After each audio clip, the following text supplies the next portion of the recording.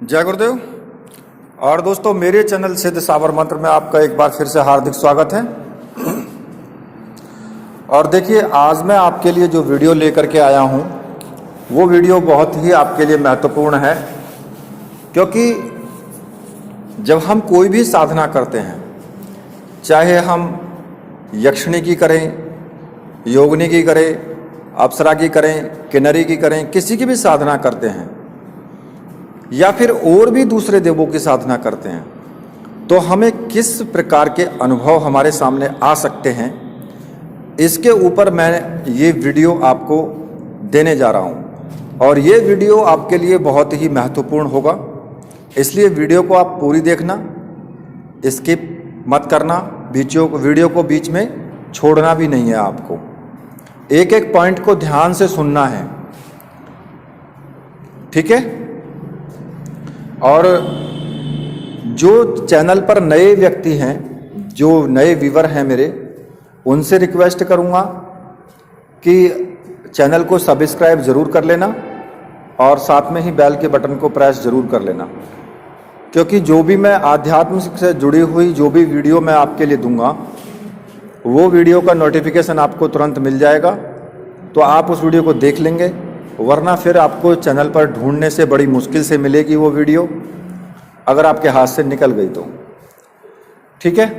तो अब मैं आपको बताता हूँ, जो कि वीडियो में मैंने आपको शुरुआत में ही बताया था कि किस प्रकार से हम जब साधना करते हैं तो हमें क्या क्या अनुभव हो सकते हैं, क्या क्या हमारे सामने खेल रचे जा सकते हैं, उनसे हमें कैसे बचना है वो भी मैं बताऊंगा।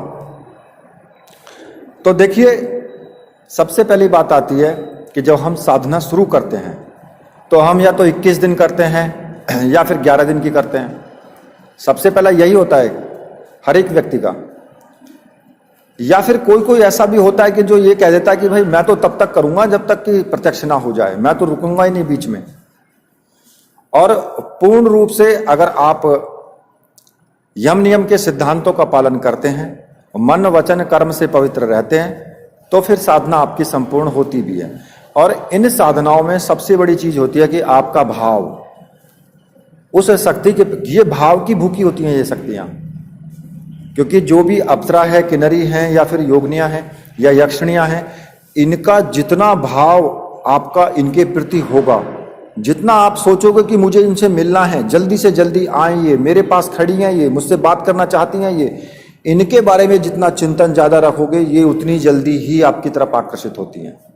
सबसे बड़ी बात होती है ये, जो मेन पॉइंट है इनका। अब बात आती है कि कैसे कैसे विघ्न आ सकते हैं, क्या हो सकता है। तो देखिए, जब आप साधना शुरू करते हैं तो हो सकता है कि किसी किसी को तो 8-10 दिन तक कोई भी किसी प्रकार का भी अनुभव नहीं होता, और किसी व्यक्ति को अनुभव पहले 2 या 3 दिन नहीं होंगे तो चौथे दिन से शुरू हो जाते हैं। और किसी को क्या होता है कि तीसरे चौथे दिन अनुभव आया, लेकिन बीच में फिर अनुभव बंद हो गया एकदम से। फिर उसके बाद अगर आप, अब ये होता क्यों है कि आप साधना बीच में छोड़ दो, जिससे कि आप सोचो कि अनुभव तो आ ही नहीं रहे हैं, अरे फायदा क्या है, बंद करो। तो इस तरीके से ये शक्तियां बीच में कुछ गैप करके ऐसे व्यक्ति को भ्रमित करती हैं। अब बात आती है कि अनुभव आ रहे हैं, लगातार आ रहे हैं, लेकिन बीच में एकदम से रुक जाना या फिर रुक रुक करके आना या किसी को बिल्कुल ना होना, तो ये भी एक प्लस पॉइंट है।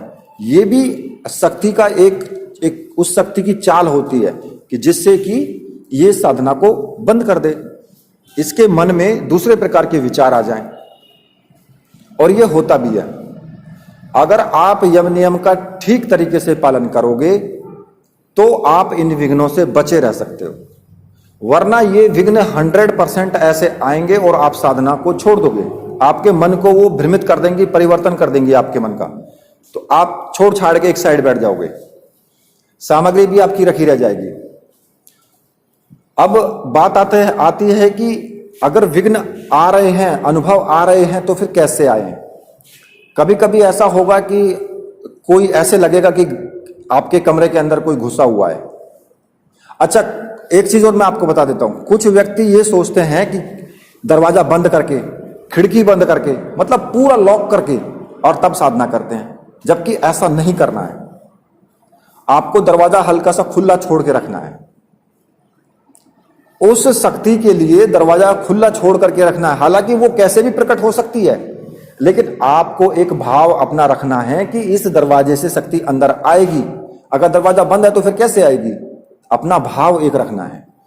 तो उस वक्त आपको वो दरवाजा खुला छोड़ना है, जिससे कि शक्ति आए अंदर, क्योंकि आपका भाव है ये, और भाव पर ही सारा काम होगा ये।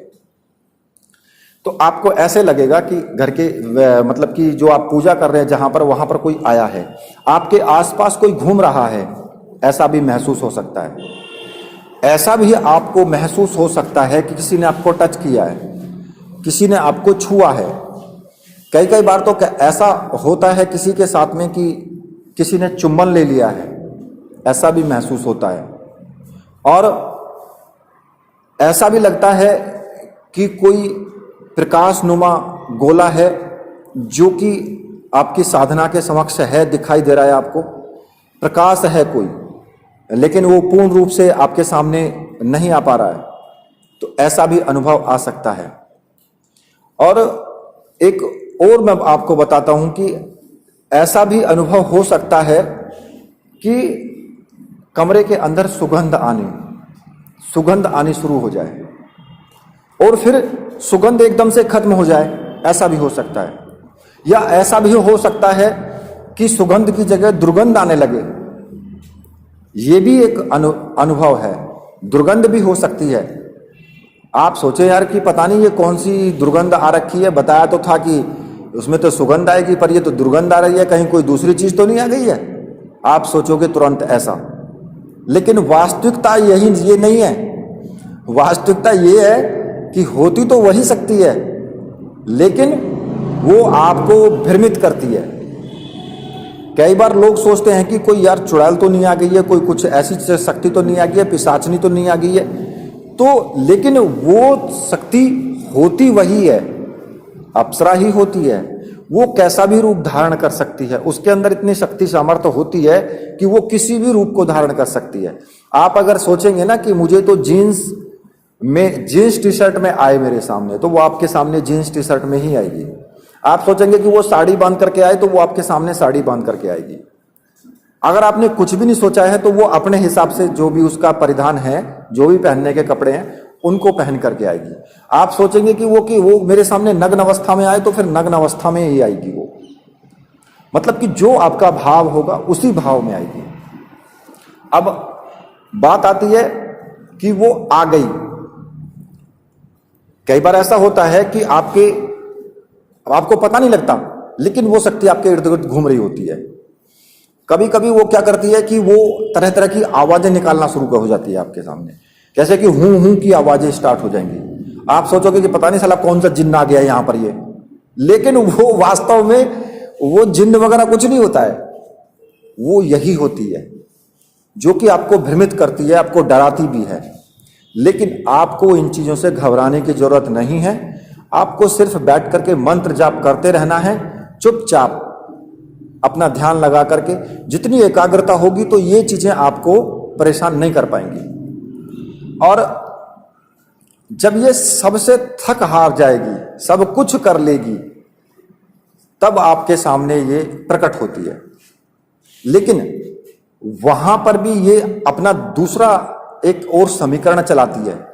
अब वो क्या चलाती है कि आपने अगर 21 दिन का संकल्प लिया और आपके 21 दिन पूरे होने वाले हैं, आपने सोचा कि 21 दिन आज पूरे हो जाएंगे और आज आ सकते, तो आपने क्या करा कि 2 माला लाके रख ली कि भाई ठीक है आज 2 माला लाके रख लेते हैं। माला भी आपने लाके रख ली। और जब ये आएगी तो फिर क्या होगा, ये मान लिया आपने 21 माला का संकल्प लिया है, तो ये जब आपकी 15 माला या 16 माला पूरी हो जाएंगी या 20 माला हो जाएंगी, तब ये आएगी और आकर के आपके घुटने से घुटना सटा करके बैठ जाएगी। जब ये घुटने से घुटना सटा ले तब समझो कि हाँ ये वश में आ गई है। लेकिन वहां भी खेल करेगी। अब कैसा खेल करेगी कि अगर वो उसने घुटने से घुटना सटा लिया और वो कंधे पे आपके सर रख करके कहेगी कि मैं आपके पूर्ण रूप से वश में हूं, अब तुम ये मंत्र जाप बंद कर दो और माला पहना दो, ठीक है। लेकिन अगर आपने वहां पर मंत्र जाप बंद कर दिया वहीं पर, तो ये फौरन उठ खड़ी होगी वहां से और उठ करके और फिर हंस करके और चली जाएगी, कहेगी कि तुम्हारी साधना खंडित हो चुकी है। क्यों? क्योंकि तुमने जो संकल्प लिया है वो मंत्र जाप तुमने पूरा नहीं किया है। चाहे 2 माला बची हैं, लेकिन वहां तुमने वो संकल्प पूरा नहीं किया, तो फिर साधना कहां पूरी हुई? साधना तो खंडित हो गई ना, तो उसने खंडित करवा दी साधना। तो इसलिए तुम्हें क्या करना है, तुमसे कुछ भी कहे, कुछ भी, आपको साधना बंद नहीं करनी है, अपनी माला पूरी करनी है। पूरी करने के बाद ही कुछ बात करें। तो फिर जब साधना संपन्न हो जाएगी, वो वहां पास में बैठी होगी, तो फिर उसकी हिम्मत नहीं है कि वो आपको छोड़ करके फिर चली जाए। फिर उसके बाद आप माला पहना सकते हो और वचन ले सकते हो। अब कुछ लोगों को कैसे कैसे और भी अनुभव आ सकते हैं वो भी मैं बता देता हूं। कभी आपको ऐसा लगेगा साधना के बीच में ही कि आपने कुछ दिन की साधना की, आपको लड़कियों के फोन आने स्टार्ट हो जाएंगे। जिन लड़कियों को देखा नहीं है वो लड़कियां आपसे फोन पर बात करने लगेंगी, और अगर आप वहां पर उस वक्त आपने बात करनी शुरू कर दी तो समझ लो आपकी साधना तो गई तेल लेने। फिर नहीं होता कुछ भी।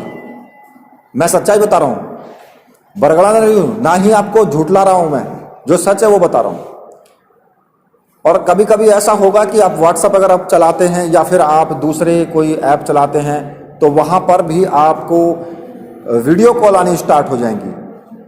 वो लड़की कहेगी कि मैं तुमसे मिलना चाहती हूं, मैं ये करना चाहती हूं, मैं वो करना चाहती हूं, मैं तुम्हारे लिए परेशान हूं, जबकि तुम जानते नहीं हो। ऐसी ऐसी जगह से आपके फोन आएंगे, कहेगी कि मुझसे मिलने आ जाओ। और अगर आप मिलने चले गए तो ये भी मैं आपको बता देता हूं, वो आपके साथ संभोग भी कर लेगी, लेकिन आपकी साधना खंडित हो जाएगी। फिर मत सोचो कि आपकी साधना पूर्ण हो जाएगी। क्यों? क्योंकि वो अप्सरा के भेष में कोई प्रेतनी होगी जो कि आपकी साधना को खंडित कर देगी, और वो सब इसी का खेल होता किया हुआ, अप्सरा का ही खेल होता है वो सब।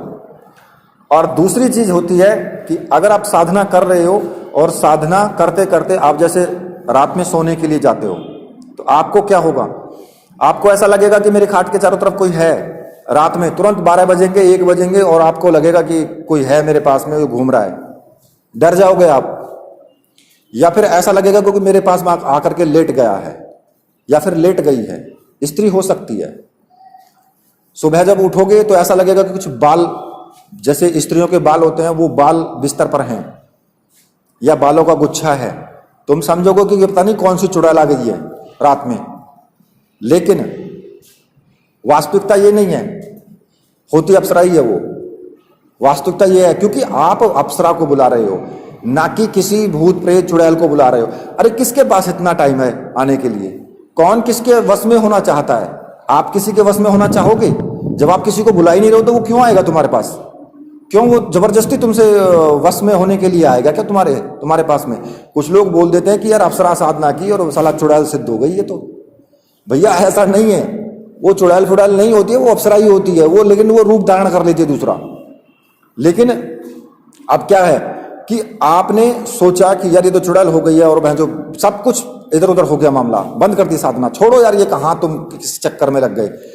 वो तो चाहती है ऐसा है, तभी तो वो इस तरह के खेल कर रही है जिससे कि तुम साधना छोड़ दो। जो सच्चाई है वो बता रहा हूं मैं तुम्हें। तो इसलिए ये मत सोचना कि चुड़ैल आ गई है या फिर कोई और शक्ति आ गई है। होती वो अप्सरा ही है, लेकिन आपको बरगलाने के लिए वो उस तरीके के कर्म कर देती है। तो ऐसा कुछ लोगों के साथ हुआ भी है। और मैं आपको ये भी आपको बता देता हूं कि आपके अब जो सुरक्षा घेरा है या फिर जो भी आप वहां पर 10 दिशाओं का बंधन कर रहे हो, तो वहां पर भी आपको कुछ ऐसी चीजों के आने की संभावना हो सकती है कि जिससे कि साधना आपकी खंडित हो जाए। तो इसलिए देखिए, मैं आपको बता रहा हूं कि मैं आपको बहुत कुछ समझा रहा हूं और बहुत कुछ अंदरूनी बातें बता रहा हूं, लेकिन मेरे भी आप यकीन मानिए कि मैं वीडियो बना रहा हूं, लेकिन वीडियो बनाते बनाते मेरे भी शरीर के रुएं खड़े हुए हैं इस वक्त। मतलब रुएं खड़े होने का मतलब आप समझ रहे हैं कि मेरा रूम खड़ा हुआ है इस वक्त। अंदर से कुछ फीलिंग्स ऐसी आ रही हैं मुझे। क्यों? क्योंकि मैं आपको अंदर की बात बता रहा हूं, इसलिए मैं पूरा खेल खेल रहा हूं। आप ये समझ लीजिए, किसके लिए? सिर्फ आपके लिए। पूरी चीजें मैं आपको गाइडेंस कर रहा हूं, किसके लिए? आपके लिए। जो कि प्रकृति के विरुद्ध चली जा रही है वो चीज, वो मैं आपको बता रहा हूं। मुझे बताना नहीं चाहिए, लेकिन फिर भी मैं आपको बता रहा हूं। क्यों बता रहा हूं? पूरा अपने ऊपर लेकर के आपको बता रहा हूं मैं अब, ठीक है ना? तो कई बार ऐसा होता है कि वो चीजें आपके पूरी तरीके से आपको बंधन में करके, और जिससे कि साधना आप छोड़ करके बैठ जाएं। तो इसलिए ऐसा बिल्कुल ना सोचें। ऐसा भी हो सकता है कि आपके साथ में कि कोई लड़की आई है और आपसे बातें करने लगे, रियल में, दिन में। रात की बात छोड़ दीजिए, साधना की, वो दिन की बात कर रहा हूं मैं। और वो अभी आपकी साधना को खंडित करने के प्रपंच रच सकती है। लेकिन वो कौन है? वो अप्सरा ही होती है। आप देख लेना कि वो अप्सरा ही होगी। कुछ ऐसे सिम्टम्स, कुछ ऐसे पॉइंट होंगे कि जो आपको बता देंगे, या जैसे ही वो आपके पास से निकल करके दूसरी तरफ चली जाएगी, मतलब कि आप अकेले रह जाएंगे, फिर वो चली जाएगी। जाने के बाद आप सोचेंगे, तुरंत आपको ध्यान आ जाएगा, करिए ये वो तो नहीं है क्या? आपको पता लग जाएगा, तुरंत लग जाएगा पता। क्योंकि वो आपको ऐसा खेल भी कर देगी और लास्ट में आपको चेता भी देगी कि हां मैं ही थी और तुझ पे नहीं रुकी मैं। तो ये सब सिम्टम्स होते हैं, ये क्रियाएं होती हैं कि जो वो कर सकती है। ये पूरे तरीके से मैं आपको बता रहा हूं। और एक चीज और भी बता रहा हूं कि कुछ ऐसे विघ्न या ऐसे अनुभव भी हो सकते हैं कि जो मैं आपको नहीं बता पाया हूं। अब बात ये नहीं है कि मुझे पता नहीं है, लेकिन बात ये है कि वो अनुभव, जो ये अनुभव हैं, ये सबको आ भी सकते हैं, इनसे अलग हट करके भी आ सकते हैं। ये भी ऐसा सच्चाई है, क्योंकि हर किसी व्यक्ति को अनुभव अलग अलग होते हैं। क्योंकि हर किसी व्यक्ति की जो शरीर की बॉडी होती है, उस बॉडी के गुण, उसके अंदर जो सामर्थ्य है, उसके अंदर जो चेतना है, उसके अंदर जो ऊर्जा है, वो अलग अलग होती है। तो इसीलिए अलग अलग ही उसको अनुभव होंगे। एक जैसे अनुभव किसी को भी नहीं होता। ये नहीं जरूरी नहीं है कि जो अनुभव मुझे आए हैं या जो अनुभव मेरे दोस्त को आए हैं वही अनुभव किसी और को भी आए, ऐसा नहीं है। अलग हट करके हो सकते हैं। हर किसी व्यक्ति को अनुभव आएगा तो वो अलग हट करके ही आएगा। अब उसमें कुछ भी हो सकता है, ठीक है ना? लेकिन हाँ, इतनी बात जरूर है कि आप मतलब परेशान हो जाओगे। आप सोचोगे कि साधना कहां तू फंस गया, आकर के किस साधना के चक्कर में फंस गया। लेकिन परेशान करने के लिए ही तो आ रहे हैं वो अनुभव, तो इस जिससे कि तुम साधना छोड़ दो। अब रही बात उसकी कि घर परिवार वाले, भाई घर परिवार वालों को कुछ नहीं होने वाला है, सिर्फ आपके साथ ही होने वाला है। क्यों? क्योंकि घर परिवार वाले साधना नहीं कर रहे हैं, उनको साधना से मतलब नहीं है और ना ही शक्ति को उनसे मतलब है। तो इसलिए वो सब कुछ आपके साथ ही होगा। घुंघरूओं की आवाज आ सकती है कि घर के अंदर घुंघरू बजेंगे, बहुत तेजी के साथ घुंघरू बजेंगे। जैसे जैसे वो पास नजदीक आती चली जाएगी, साधना जैसे जैसे पूर्ण होगी और नजदीक आती चली जाएगी, घुंघरू की आवाज तेज होती चली जाएगी और बहुत तेज तेज घुंघरू की आवाज आने लगेगी कि आप मंत्र जाप ना कर सको। क्यों आती है वो घुंघरू की आवाज तेज? जिससे कि आपका मंत्र जाप टूट जाए, इसलिए वो घुंघरू की आवाज मोटी और तेज हो जाती है। तो कुल मिलाकर के ये है कि अनुभव कुछ नहीं, मैंने आपको बहुत कुछ बताए हैं, लेकिन इससे भी अलग हो सकते हैं और अनुभव। जो आपको आए। तो इस बारे में ज़्यादा तो खैर नहीं बोल सकता हूँ, और ठीक है। तो वीडियो तो बहुत लंबी हो गई है, बताते बताते मुझे भी ध्यान नहीं रहा कि मैं कितनी देर मुझे हो गई है। मैं भी खुद नहीं समझ पाया, पता नहीं मेरे अंदर भी कौन से सेल लगे यार कि मैं भी बोलता ही चला गया। खैर चलो जो भी है, तो इस तरीके से मैंने आपको ये सारे अनुभव बताए हैं। ये अनुभव ऐसे हो सकते हैं। तो अब इसी के साथ मैं वीडियो को यहीं पर समाप्त करता हूं। तो मेरे साथ बोलिए, बोलिए वीर बजरंगबली हनुमान जी महाराज की जय, बोलिए मेरे परमहंस गुरुदेव की जय।